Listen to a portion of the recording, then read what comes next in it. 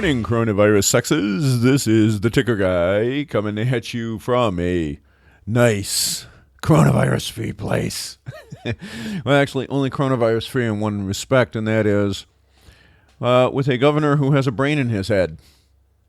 Unlike the bullshit Mr. DeSantis, who is listening to IHME, Chris Murray, who has, by the way, been wrong. Wrong since the beginning. And he is, by the way, you should listen to this. CNN, according to CNN, said if people start to go back to normal social interaction or even progressively go back, the risk of transmission will go up. And then you go back to the sort of exponential rise that was happening before we put in social distancing. The risk is very great for resurgence from these early openings. Really? Well, we're going to find out very shortly, aren't we? Because Georgia has partially reopened. Tennessee is partially reopening.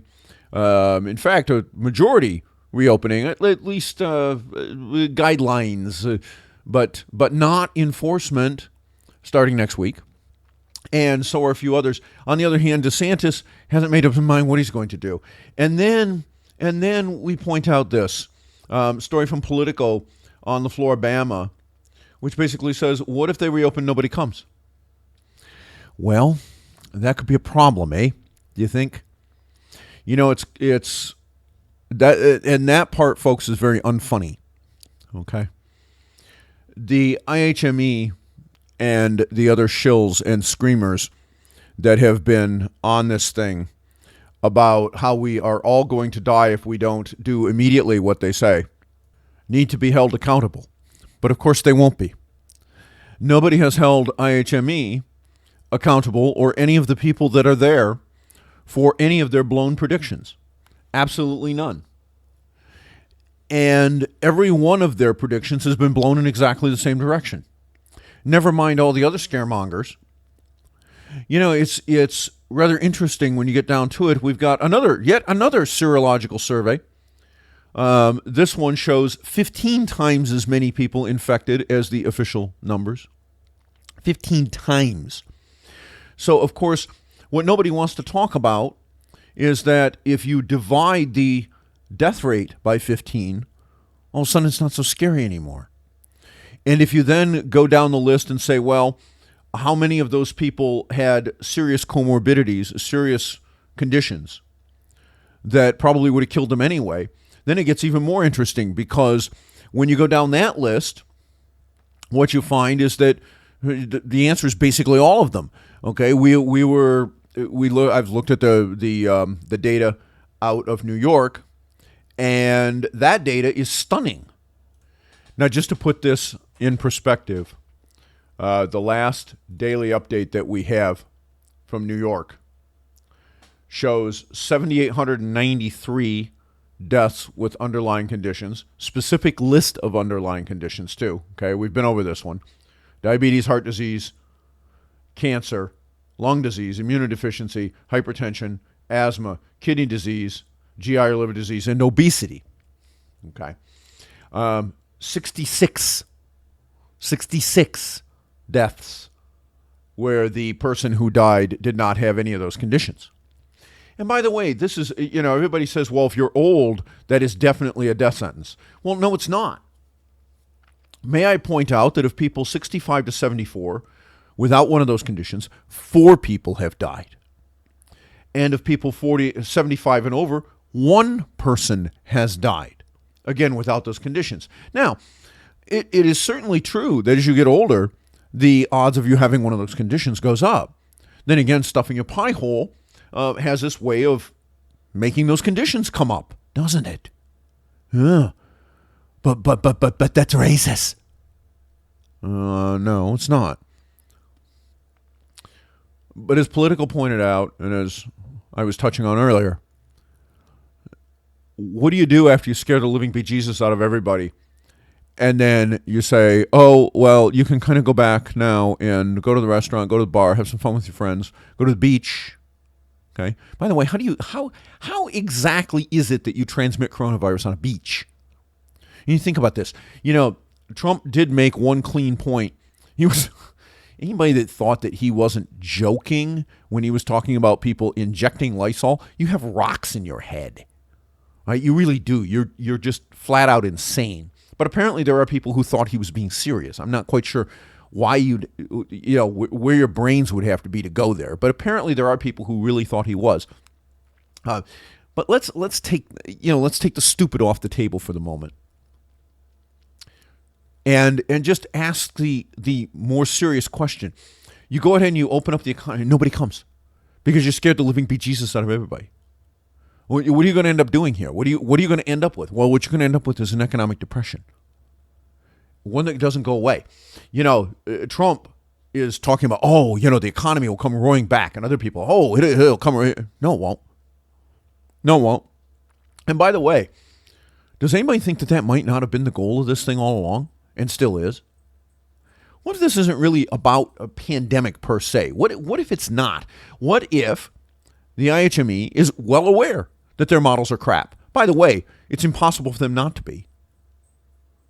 And why do I say that? Because on the day that you initialize a model, and I've done plenty of models, right, on the day you initialize them, the data has to be what it is today. I used to do market penetration models, things like this when I ran my internet company. And when I wrote the business plan, of course, there was a model for sales and expected outcomes, and it contained a bunch of assumptions. And we hadn't sold a single connection to a single person yet. And so they were all assumptions. We had no facts. All right? And when I sat there and I put that all together, and by the way, this was back in the days when the computer that I was using for this, we could talk about what that was, but it was rather amusing. The thing with that is when you look at the reality of it, okay, what we're really talking about here is all guesses, because that's all you have. You have no facts, so all you have is guesses. But then once you get open and you start selling connections to people, now you have some facts. And so if you go back and you update your guesses must conform with whatever the facts are on that day. Now, you will have guesses for tomorrow, but for today, they're not guesses anymore. They're facts. Because today's already happened. Well, none of the IHME models have been corrected in that regard. Zero. Even after they had facts, their statement about Florida's hospitalization utilization, for example, was more than double what it really was on the day of the update. Well, that's impossible. That's not a model. That's a fraud. And folks, how is it that you or anyone else, how is it that anybody can look at that kind of supposed information and not immediately say fraud? Why isn't CNN all over this? Why isn't Fox News all over this? Supposed right-wing media, right? Why isn't Donald Trump all over this? Why is Mr. Stable Genius, who, by the way, has a real estate empire, why isn't he all over this? Why hasn't he called out these people and said, look, they said that on this day, today, they just updated their model an hour ago, and today they said that New York was going to need 47,243 hospital beds, and New York is only using 15,000 hospital beds. Today. This model is obvious trash, and I have directed the people on my task force to ignore it as a result. Because we're not talking about projections, okay? And folks, again, I get it that models are imperfect, okay? Because they always are. They're projections. And the forward projections are never going to be absolutely correct. And when they're wrong, provided you have a reasonable explanation for why it happened and how it happened and everything, okay, I'm all right with that because they're guesses. By definition, they're guesses. But today's data is not a guess. Today's data is a statement. And yet, we keep letting this go. We keep letting it go and go and go and go. It's the same old song. And we still, today, all right, Political Magazine, all right, updated on 4/25. That'd be today, this morning. and said, quotes the IHME director. Well, I think it's fair at this point to say that these so-called models are not models. And I can't even call them scientific frauds anymore. They're propaganda. They're political propaganda. It's all they are. All of it. And I don't know if the governor of Tennessee has said, okay, for all the counties except for where the big cities are, Knoxville, Chattanooga, Nashville, Memphis, okay? I mean, those are the big cities, right? I mean, everything else is a much smaller town. For everyone else, by the way, next week, you can start serving food in your restaurants again. You can, and oh, by the way, these are guidelines. I'm not going to enforce them. No cop is going to come around and slap your hand with a ruler if you're not 6 feet away from the next person. Okay? Now, if people choose not to come back because they're scared to death, well, then guess what?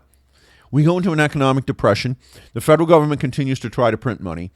We have the states that scream and scream and scream and scream, and one way or another, they're going to have to be dealt with. So either you're going to have actual bankruptcies within the states. Pardon me, my coffee's getting cold. Or you're going to tell states to pound sand and bail them out. And by the way, with what? The CBO now says that the deficit this year is likely to be in the trillions. And their estimate is laughable, okay? My best guess is that you're probably looking at a $2.5 to $3 trillion deficit. And, there's an interesting thing because, of course, all this stuff really started in April, right? And the latest MTS we have is from March. We don't have an April one yet, but we will in another couple of weeks. And when we do, it's going to start to show up. And one of the things that I found that was very interesting was that in March we had a decent surge already towards the end of the month in Medicare and Medicaid spend because of coronavirus, and yet it's not showing up in the data. And so you got to wonder, did it come there or did it come from somewhere else? And there's been some conspiracy theory folks running around saying that it has, and you look at some of the information from the CDC and you can make that argument. It actually looks like a pretty good argument on its face. All right, the initial, but I am not sold yet. Not sold yet. All right, and folks, if you've been around me for any length of time, you know how I do things like this. I look at the data, and I'm not willing to just go off half-cocked on some conspiracy claim because 9 times out of 10, it's a bunch of bull. All right, but every now and then, the people that are looking at things like saying, "Hey, look, I see a data," they're actually right. They're not making it up. So we'll see how that plays out. But folks, what if? And just leave you with this. What if? Yeah, there really is a bug. We know that's true. We know that's true. We know it's real. What if it really does target people who, for the most part, have chosen to destroy their own health, okay, or are just in the last 6 months of their life anyway, and they were going to die anyway? I know that sounds terrible, but it's true, folks. We all take that last walk, every one of us. All right, I'm going to do it eventually at some point. Hopefully not for a good long time, but I'm going to do it. And what if the facts are that this really isn't much of a manifestation of anything unusual? And when people realized that they had started down this road, okay, by God, everybody in Wuhan is going to fall over dead. And then after the data started to come in, there, wait a minute, we got a problem here. All right, because we remember, politicians, 3 words they never say: I was wrong. And so they get a little bit down this road and they realize that they blew it. They just totally screwed the pooch, and they say, all right, how do we come up with a way to rescue this thing? And then, who is on that side of this? The Democrats and the left. And what do? Well, they exploit something that we know about Donald Trump, which is that he's a germaphobe. He's afraid of germs. He always has been. And, let's face it, the guy is a fat SOB. All right? I mean, supposedly in good health. Yeah, okay. Supposedly the only thing he takes is a low-dose statin. Yeah, maybe true, maybe not true. Who knows? And frankly, for a guy at that age and that weight, if that's I wouldn't be taking a statin because I think they're poison. But if that's really the only thing wrong with him, he's not doing all that bad, folks, for somebody at his age. All right. So what if that's where we really are? What if that's where the truth is? Then what? And now you've scared the living bejesus out of everybody in the country. And then they say, oh, all right, let's go back to work. And what do you have? You have people, and by the way, unemployment, just to keep this in mind, those people are getting $600 a week, okay? One of the legitimate check boxes on the unemployment forms that COVID-19 enabled, and the states are bound to follow this, whether they like it or not, I'm afraid that I might get the disease if I go to work. That's a legitimate cause for not working. Okay? Not, I can't work, but I'm scared. Well, hey, $3,000 a month, sit around with your finger in your butt, plus whatever the state gives you. It's not all bad, huh? So, how many workers are you going to have at that restaurant? Because, that's a little more money than you'd make actually going to work, isn't it? The end of July, of course, that goes away. But at the end of July, how much of the economy's left? That's what I thought. Have a good day.